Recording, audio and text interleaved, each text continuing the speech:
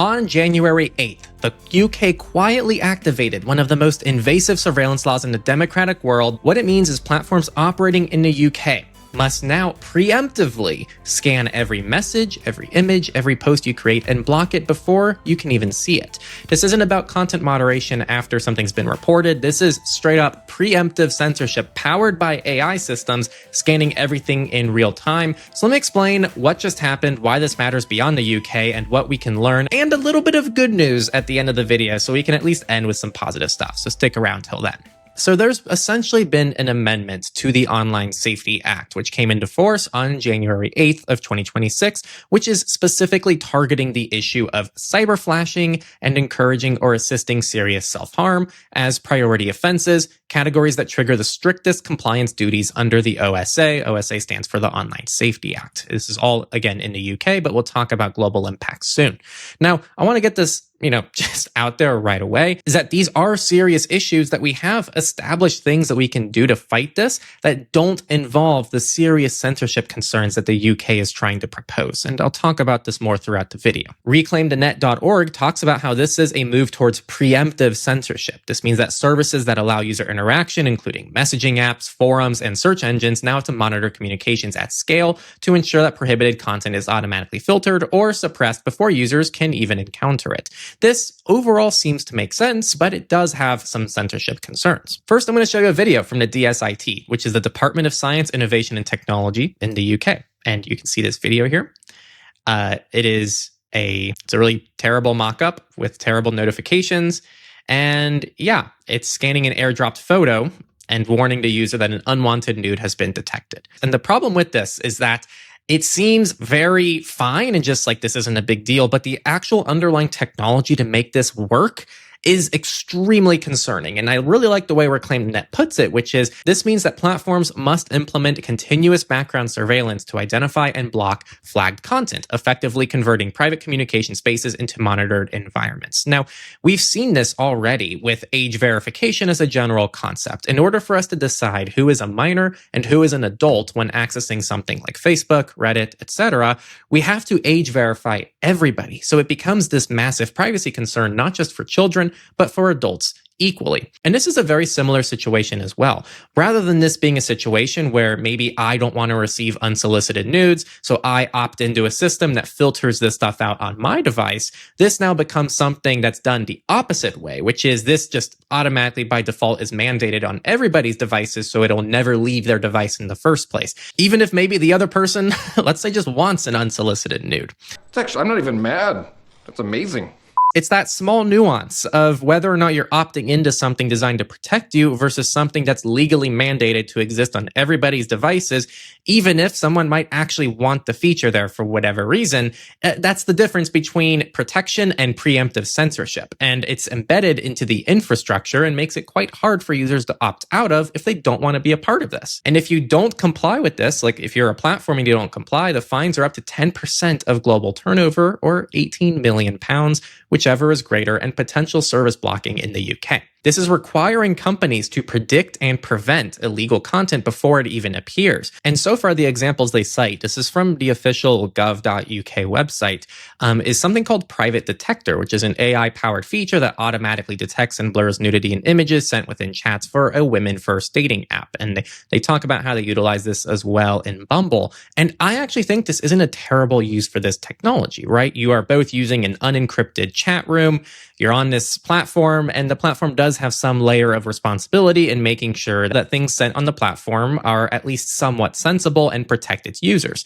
The problem is that this kind of reasoning, which kind of makes sense, seems to be implied that they want to roll it out universally. Even, again, what they are showing here in this video is in an airdrop. And the only way to actually implement this technology in an airdrop is if they force it on an operating system level on everybody's devices. This isn't just like inside of this app service that you opt into using. And the law can be interpreted to mean a lot of different things, such as WhatsApp messages, Signal messages, Instagram DMs, dating app chats, forum posts, and even search queries. So how are these people supposed to comply with this? Platforms must either, one, implement automated scanning systems like AI models trained to detect illegal content. They can use content detection algorithms by analyzing text, images, and video, or there's also real-time evaluation of everything you send. That's the first thing, is implementing an automated system. The second thing is to block content before it's visible. So you can't do moderation after the fact. That's not how this works anymore. So someone can't post a ton of stuff and then the platform finds it and deletes it. They actually have to somehow prevent it from ending up on the platform in the first place, which means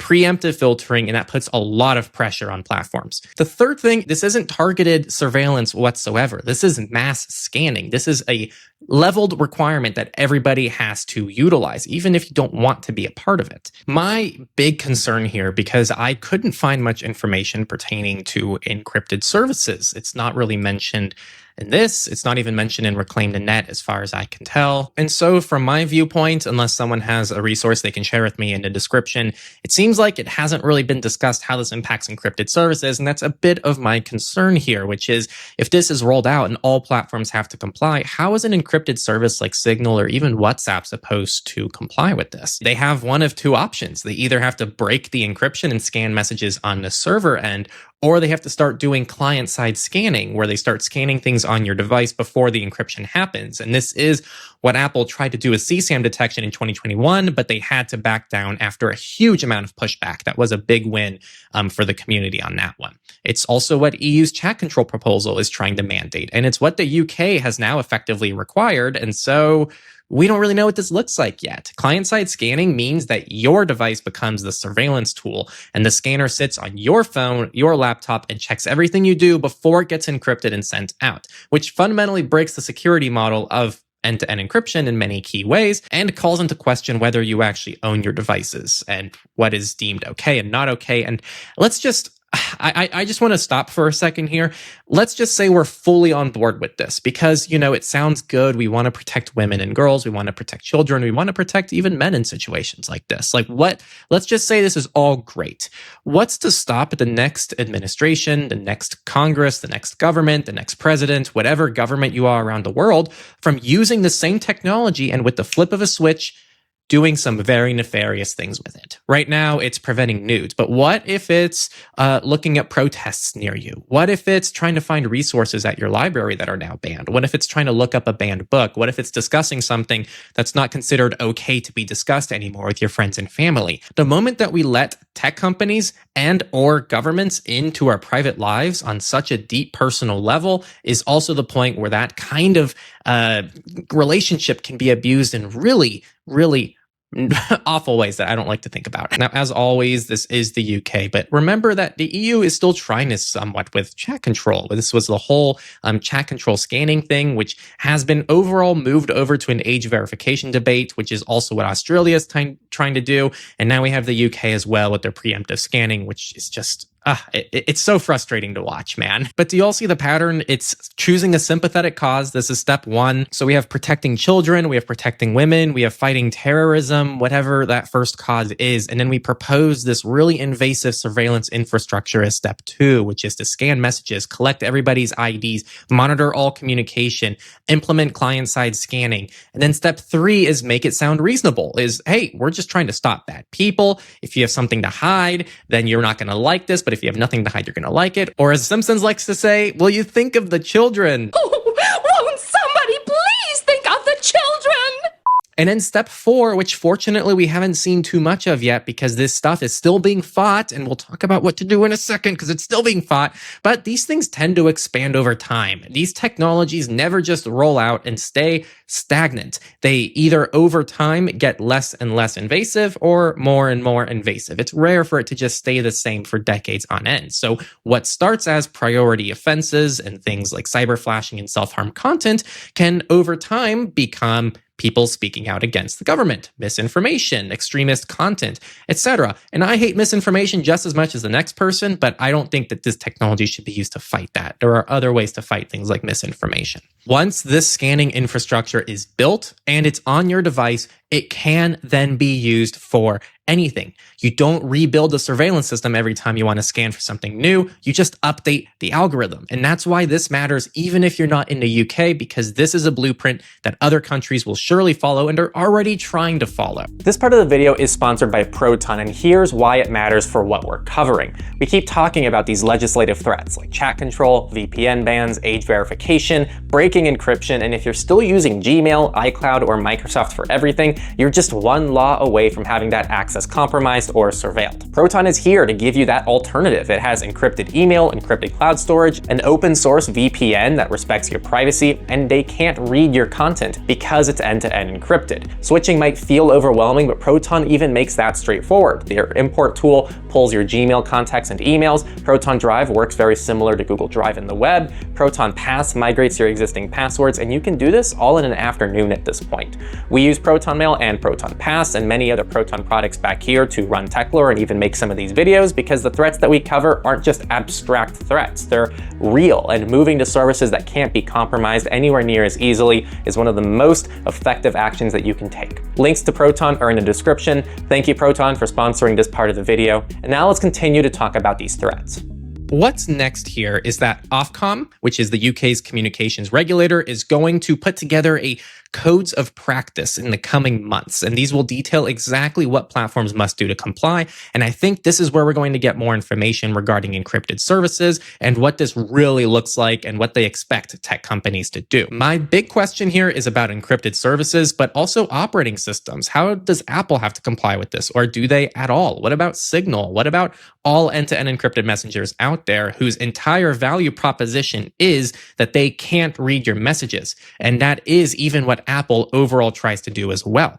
Either they break their encryption, or they have client-side scanning, or they leave the UK market if things go kind of worst case scenario. Now, on the bright side, there was actually a little bit of positive news that I wanted to share with you all before I get into the actionable steps and what we all can do. The UK tried to pass a digital ID mandate, which pretty much tried to get every worker in the country centralized and have to utilize a digital ID with no other alternative. It's funny, someone even considered this a, quote, rubbish policy. Now look at it then, schmuck!